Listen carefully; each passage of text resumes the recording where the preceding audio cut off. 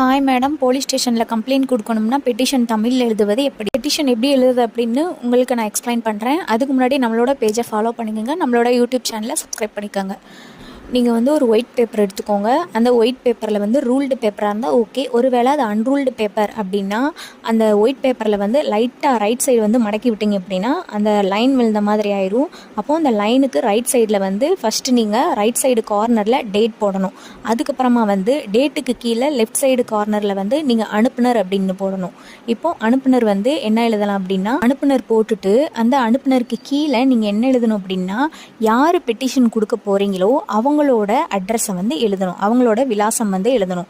அப்போ யார் பெட்டிஷன் கொடுக்க போகிறீங்களோ அவங்களோட நேம் எழுதணும். அந்த நேமுக்கு பக்கத்தில் யார் பெட்டிஷன் கொடுக்குறீங்களோ அவங்களோட ஏஜ், அதாவது அவங்களோட வயசு, உங்களோட ஏஜ் போட்டுட்டு நீங்கள் 2024 அப்போ 24 அப்படின்னு போடணும். அதுக்கு கீழே